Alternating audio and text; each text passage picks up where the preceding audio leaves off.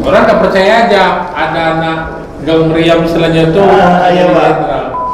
Jadi gimana Pak pengalaman perjalanan Bapak dari AKB sampai akhirnya sekarang di Kepala BNN Provinsi Sumatera Utara? Kemungkinan besar ya kita kasih nama tadi Sadatona ya. Sadatona. Ya. Pak, sah launching Sadatona itu Pak ya? Sah.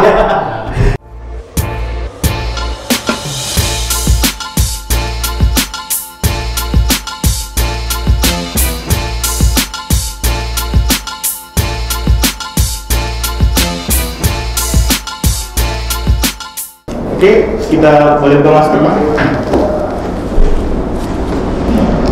Assalamualaikum warahmatullahi wabarakatuh, Pak Adrian. Waalaikumsalam warahmatullahi wabarakatuh, Pak Bastian. Siap. Ini kan kita sudah kenal ya Pak, tapi banyak masih mungkin penonton kita atau pendengar kita ini belum kenal Bapak siapa. Mungkin boleh memperkenalkan dirinya dulu Pak.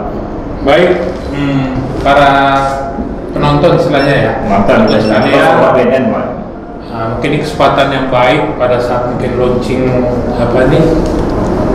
studio kita ya, mungkin saat ini juga saya perlu memperkenalkan diri kepada para penonton ya, mendengar sorry para pendengar. Baik, tadi ditanya tentang saya, mungkin selama lebih kurang 2 tahun saya bertugas, ada sebagian yang mengenal, ada sebagian tidak, tapi saya rasa banyak mengenal karena kebetulan saya memang lahirnya di Medan, Sumatera Utara. Bapak juga kayak sering nongkrong Pak ya, jadi sering banyak kenal orang juga Pak ya. Pasti tiap saya nongkrong tuh pasti ada yang negor, Bang, Pak, Dik, segala macam lah, pasti ada. Jadi saya memang dilahirkan di Medan tahun 63 ya, tanggal 6 Juni 63. Anak Medan asli Bapak ya? Ya kalau aslinya sih saya dari Sumatera Barat, jadi memang udah kelahiran di Medan. Jadi bilang kalau kita merantau di Jakarta ada lagu anak Medan, kita pasti lagu anak Medan itu. Jadi bilang anak Medan lah, bukan Padang Pak ya. cuma kebetulan aja dalam Padang. Oh, jadi Bapak anak Medan Pak ya? Ya kalau aslinya sih Sumatera Barat sih Bukit Tinggi, tapi karena di lahir besar di Medan ya, dan saya sendiri nggak pernah tinggal di Sumatera Barat. Oh, memang dari lahir sampai sekarang bertugas kemana-mana, kira kembali lagi ke Medan. Ya. Boleh cerita Pak, dulu waktu masih kecil di Medan gimana Pak? Jadi sebenarnya memori saya sudah hilang ya. Artinya gini loh, memori tempat saya kecil. Saya dilahirkan, dibesarkan di pinggiran Sungai Deli. Pinggiran Sungai Deli. Tempatnya di belakang Maimun. Oh, siap. Atau namanya Gang Meriam. Iya. Tapi tahun 96 tempat tinggal saya dibesarkan, dilahirkan itu digusur. Ya digusur. Kemudian sekarang jadi SCBD Putatuli. Jadi secara memori sebenarnya, tapi yang di otak saya masih terekam lah ya memori itu. Mungkin tempat main bola dulu, tempat itu hilang Pak ya. Tempat mancing pinggir sungai, tempat kita main. Karena asli kalau kita anak pinggir sungai, itu kita udah biasa pasti hidupnya mulai dari mandi, bersih, buang air. Dulu malah kita minum air sungai dulu malah. Seru masa kecil Bapak nih Pak ya. Iya begitulah. Kayak ya mungkin kan kalau misal mandang nih Pak di jalan nih ada jenderal polisi, mungkin nggak kebayang kalau masa kecil ternyata pinggir sungai juga mainnya gitu. Ya, orang nggak percaya aja ada anak gang meriam istilahnya tuh. Iya Pak. Pinggir sungai di dalam gang lagi. Terus jadi jenderal gitu. Tempat saya tersebut dulu emang daerah rawan narkotika. Saya ingat sekali kecil. Orang kalau mau cari gele, istilahnya dulu kecil, waktu saya kecil cari gele di gang meriam, situ lengkap ada jual.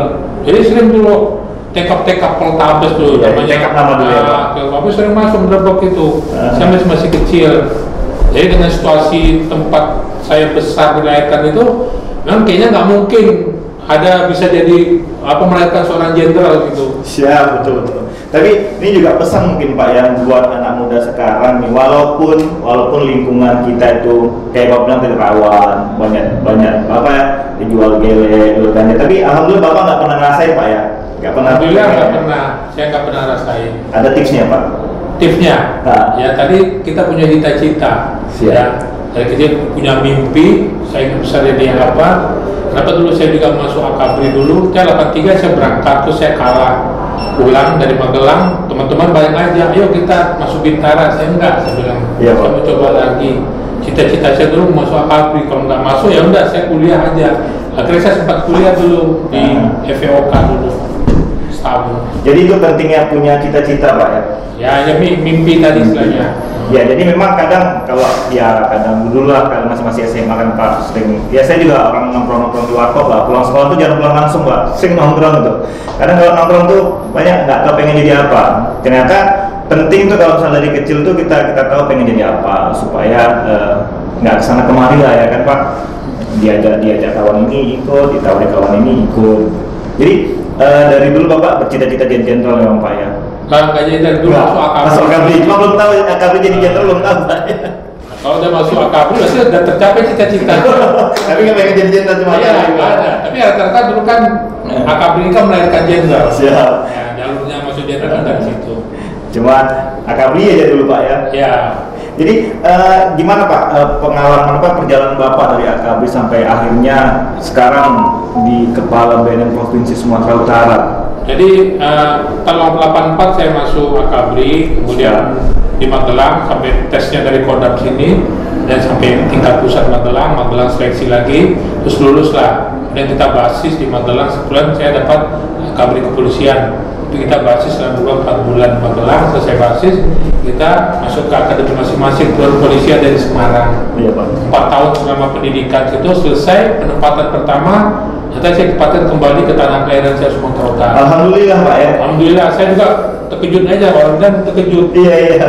Biasanya kan payah tuh Pak ya balik ke kampung halaman jarang. Penempatan Polda Sumatera Utara. Ya udah, penempatan pertama saya langsung di Polres Dairi, yang kedua di Polres Asahan. Hanya 2 Polres ya waktu di Sumatera Utara. Kemudian saya sekolah PTIK, selesai PTIK, saya bertugas di Akpol sebagai pembina taruna. Sana lebih kurang 2 tahun, hampir 3 tahun lah. Yang penempatan di Polda Metro Jaya, sekolah lagi, kemudian saya SPIM, terus masuk ke Bareskrim, selesai Bareskrim saya penugasan jadi Kapolres di Morowali Poso. Nah 2 kali sempat jadi Kapolres di Palu, 2 kali Kapolres, saya kembali ke Jakarta, lalu saya masuk ke jajaran Baintelkam. Karena sebelum saya SPIM saya di Bareskrim. Ngebrang istilahnya Pak ya dari Bareskrim kita kan ngebrang jadi. Saya juga terkejut karena saya nggak punya basic sebenarnya di Intel. Waktu itu penempatan sudah ya mungkin juga sebagai pelajaran lah. Iya. Saya Nambah ilmu, nambah kawan juga Pak ya. Nambah jaringan. Pak biasanya nih anak-anak yang apa ya yang dapat kesempatan nih sekolah di akademi di Akmil di AKABRI. Kalau sekarang kami tahunya tuh ada Akmil, ada Akpol atau IPDN kan. Pengalaman biasa tuh punya cita-cita lucu nih Pak waktu di Akmil apa di AKABRI itu Bapak kesan di AKABRI itu apa sih Pak yang Bapak kenal sekarang? Apa ya kesan pertama saya lihat tuh AKABRI itu apa dari apa gagah mentereng terus di sana dididik. Ternyata memang di luar dugaan banyak terjadi. Ya. Nah, tadi di luar jam dinas memang untuk peran senior sangat besar dalam pembinaan. Sehingga kadang kita lebih takut sama senior pada sama pembina pengasuh. Iya betul. Ya, kita di kelas kalau ada yang ngantuk, dosen yang pangkat kolonel atau pangkat brigjen aja, kalau dia ngantuk aja. Tapi kalau seniornya berdiri di depan kelas, itu nggak ada yang berani ngantuk. Iya. Itu luar biasanya kewenangan senior. Tapi sebenarnya dengan cara seperti itu, ketika kita di lapangan, itu kita lebih akrab, kerjasama kita bisa lebih baik gitu Pak ya, karena kita udah lama kenal dan biasanya pribadi bisa dikenal ya Pak ya. Ya itu salah satu lah pembinaan dari senioritas tadi ya.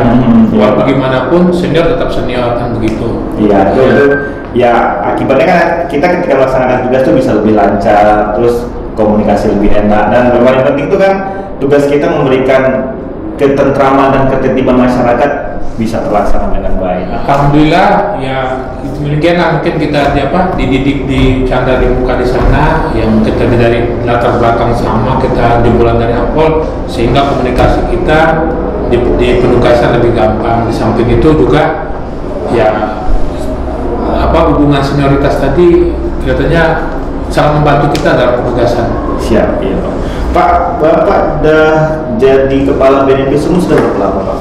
Saya bulan besok tanggal 11 Februari lebih kurang saya sudah 2 tahun. Sudah 2 tahun, sudah lama Pak ya. Ya. Bagaimana Pak pesan Bapak untuk masyarakat Sumut nih Pak selama Bapak bertugas kan udah banyak bergaul nih selain memang udah asli Medan terus bertugas jadi kepala BNP Sumatera Utara Kampung sendiri, gimana pesan Bapak untuk masyarakat Sumut? Jadi memang Medan ini punya khas sendiri ya, khas sendiri. Saya udah pernah dinas beberapa daerah provinsi. Sebelum di Medan, saya juga pernah jadi kepala BNP di Bangka Belitung. Memang menghadapi Medan ini memang lebih gampang-gampang susah katanya, gampang susah. Tapi kalau kita triknya dapat, ya itu pasti bisa. Orang Medan ini kalau makin dilarang makin jadi dia. Kalau disuruh kali nggak mau kali, itulah yang dikira orang Medan. Kalau disuruh kali kita bilang gitu, dia takut, tapi kalau dilarang dia pasti mau berbuat. Tapi ya kiatnya bagaimana untuk mereka bisa mendengar pesan-pesan kita. Makin dilarang makin dibuat Pak ya. Iya. Jadi ada tuh kalau misalnya kita jalan itu, ada di tengah jalan tuh jangan lihat ke kiri katanya. Padahal jadi orang ke kiri dia jualan apa gitu di kiri gitu. Kita orang-orang Medan jadi kayak gitu. Seru-serunya orang Medan. Nah Pak, ini kan sekarang kita berada di apa ya? Kita BNN sekarang masuk ke channel YouTube Pak. Jadi BNN sekarang udah di YouTube gitu Pak ya? Jadi gini ya, jadi memang situasi ini memaksa kita ya. Kita tahu dari tahun 2020 kemarin pandemi COVID-19 merubah semua pola kehidupan kita, baik kehidupan sehari-hari, kehidupan kita di kantor juga, di sekolah, semua merubah. Ya yang dulu orang tatap muka, sekarang ternyata dipaksa kita merubah. Ternyata dengan teknologi ini atau media ini ternyata lebih gampang edukasi ataupun diseminasi informasi yang cepat diterima masyarakat. Kenapa enggak ini kita manfaatkan? Jadi kita bisa bilang jangkauannya bisa lebih luas, dalam waktu relatif singkat kita bisa menjangkau lebih luas, itu positifnya Pak ya. Apalagi mungkin channel kita ini bisa diisi atau sama orang yang sudah berpengaruh ya. Artinya dia didengar bicaranya, atau kalau disilahkan media sosial followernya banyak, kemudian apa yang diomongin kalau pasti satu sampai like, mungkin komen segala macam. Jadi sangat membantu kita. Kalau misalnya saya simpulkan Pak, jadi sekarang nih BNN ini masuk ke channel YouTube, bahkan saya lihat juga ke Instagram, itu untuk apa ya? Untuk mungkin meningkatkan kepercayaan masyarakat Pak ya. Ya, itu salah satunya. Kemudian yang sisi lainnya, ini sebagai satu bentuk edukasi kita dengan memanfaatkan teknologi. Oh, berarti bisa kita bilang nih untuk pendengar kita, penonton kita, sobat BNN, bahwa sekarang tuh BNN itu lebih dekat dengan masyarakat. Kita juga mendekati dengan cara-cara, mungkin kalau ya biasalah cara pemerintah dulu Pak ya, ceramah, ngasih arahan satu arah. Nah, sekarang kita tuh lebih lebih variatif dengan cara sosial media. Sekarang kita udah kekinian nih, podcast ya kan Pak. Yang kedua ini ya, hampir semua milenial kita sekarang punya smartphone. Smartphone. Jadi kenapa nggak kita manfaatkan daripada dia bikin berita atau nonton yang nggak benar, main game yang sampai berjam-jam. Ya kita manfaatkan. Mungkin kita minta mereka bisa membuat mungkin ada aplikasi misalnya Rehan yang dibuat oleh BNN untuk edukasi anak itu bisa bakat mereka bisa masuk ke situ. Jadi kita ngajak anak muda milenial yang nggak bisa lepas dari gadget sekarang. Kita juga punya platform tadi Bapak bilang Rehan ya Pak ya, rumah edukasi anti narkoba. Nah ya kita ngajak memang untuk milenial supaya yang hobi desain grafis, buat video, buat musik, kasih karyanya untuk ngajak untuk supaya rekan-rekannya itu bisa punya semangat anti narkoba. Malah kita mungkin nanti awal bulan Februari kita akan launching lomba buat video pendek tentang narkoba. Mudah-mudahan kita harapkan adik-adik milenial kita ini ya yang punya bakat untuk bikin sinema atau film singkat, ya kita ini membantu kita juga dalam rangka edukasi kepada masyarakat banyak. Iya, itu memang seru Pak. Udah banyak memang beberapa ya, kawan-kawan yang nanya nih, betul ya BNN buat film pendek, betul ya film pendek itu ya. Kita belum umumkan resmi tapi udah banyak yang tahu. Tapi kan mungkin dalam situasi seperti ini orang-orang tuh haus gitu kompetisi, terus haus untuk menyalurkan hobi film pendek nih ya mudah-mudahan kita tercapai nih Pak untuk menjaring semangat untuk membuat kampanye anti narkoba ke generasi milenial kita. Nah, bukan kampanye aja sekarang, sesuai dengan kebijakan dari pimpinan BNN. War on drugs. Jadi perang terhadap narkotika. Jadi kita gelorakan terus ya. Jadi happy-nya Pak Kepala BNN kita sekarang itu memang di EPI-nya di pemberantasan ya, penindakan. Bukan berarti yang bidang lain rehabilitasi tidak tetap, beliau ngajak masyarakat yang keluarganya yang kurang, ayo cepat direhab, karena tidak ada solusi lain untuk bisa memulihkan kondisinya harus dengan proses rehab. War on drugs and win ya Pak ya. Ya, dan menang kan begitu. Dan menang ini juga. Nah, dalam rangka kita podcast ini untuk supaya kita banyak kawan kita untuk perang dan kita bisa menang sama-sama. Ya. Nah, Pak, ini mungkin yang terakhir juga mungkin ya. Ini sekarang ini kalau kita lihat ini kita punya studio baru nih Pak. Kalau mungkin ada yang melihat sebelum-sebelum sudah ada di video BNN dengan latar ya standar lah ruang kerja. Sekarang studio kita udah bagus, sudah apa nih studio baru memang kita buat ya Pak ya. Alhamdulillah ini memang nih ide karena kemarin juga berkait kita rapim dengan pimpinan pusat, banyak juga rekan kita dari BNP lain sudah launching atau mungkin tahun lalu sudah ada studio begini. Oleh karena itu kenapa kita nggak membuat yang sama, padahal kita punya potensi untuk bisa mengembangkan ini. Alhamdulillah hari ini sore ini kita bantuan dari kawan-kawan semua. Saya sering sebut teman-teman satu kantor itu kawan-kawan seperjuangan ya, seperjuangan karena kita memang satu visi, satu misi. Mereka supaya mudah-mudahan ini studio ini bermanfaat lah untuk kita dan untuk masyarakat banyak dalam rangka menggelorakan tentang P4G tadi. Jadi ini hasil kerjasama kawan-kawan seperjuangan yang satu visinya tuh kita sumur bersinar Pak ya, sumur bersinar narkoba. Studionya ada namanya udah Pak, dikasih nama Pak? Ya, kemarin saya tadi juga dan kemarin udah bicara dengan kawan-kawan semua, jadi kita kemudian kalau ada kawan-kawan saya tiap ada keputusan yang akan saya ambil, saya pasti ngajak kawan-kawan diskusi itu ya, yang saya diskusikan kemungkinan besar ya kita kasih nama tadi Sadatona ya. Sadatona ya, ada satu nada ya, kalau di bahasa Indonesia satu nada, tolak narkoba. Kalau bahasa Bataknya satu pesan ya, artinya pesan yang memang harus didengar oleh semua orang, pesan dari orang-orang yang patut kita dengarkan. Misalnya pesan tentang tadi tolak narkoba atau jauhi narkoba, atau kita perang terhadap narkoba, itu kira-kira. Ya, jadi itu tadi ya, kita hari ini podcast yang perdana bersama tamu spesial Pak Kepala. Ya nggak bisa kita bilang tamu juga Pak ya, karena kan ya Bapak juga di studio ini. Nah, bukan, nanti studio ini juga bisa dimanfaatkan oleh mungkin yang influencer kita yang lain. Iya. Atau adik-adik milenial kita panggil kemari. Iya, jadi studio kita terbuka ya Pak, mahasiswa, pelajar. Saya minta tiap hari studio ini harus ada aktivitas di sini. Siap.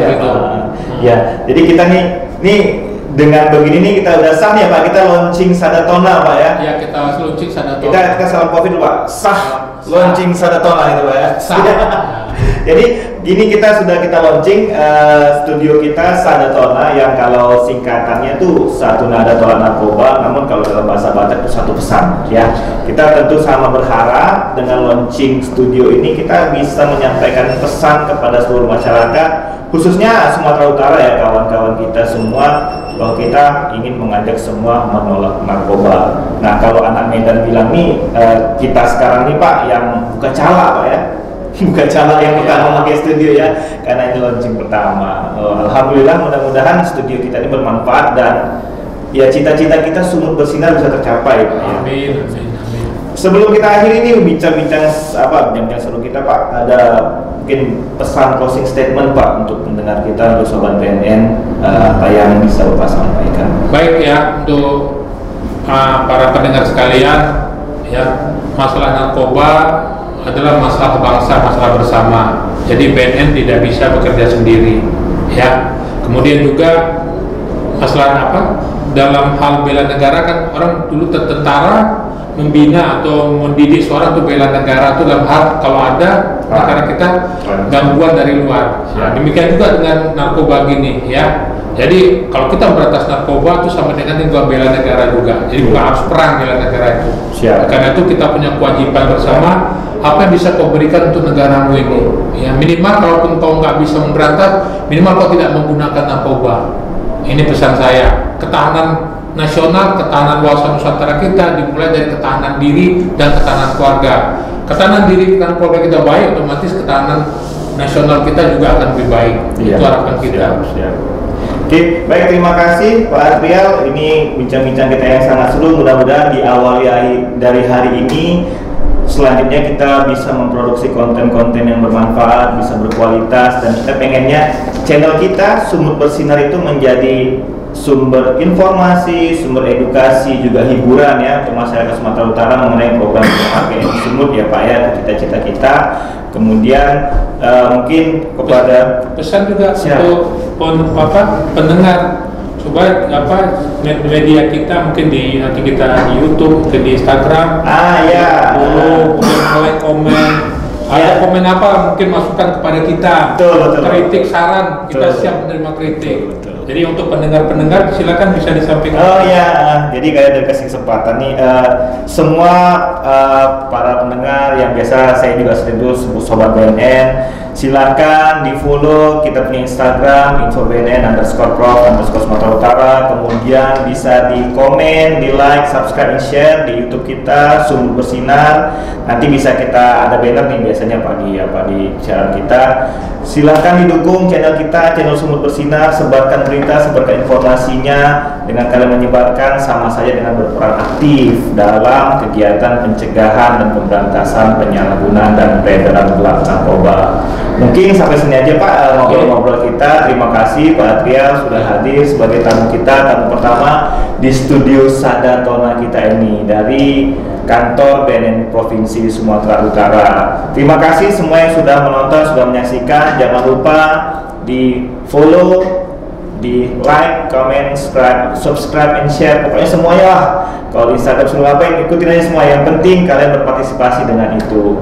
Pokoknya mudah-mudahan Sumut Bersinar dapat tercapai, dan kami pesan salam sehat tanpa narkoba, hidup 100% sadar, sehat, produktif, bahagia. Saya Bastian. Saya Atrial. Wassalamualaikum warahmatullahi wabarakatuh. Waalaikumsalam warahmatullahi wabarakatuh.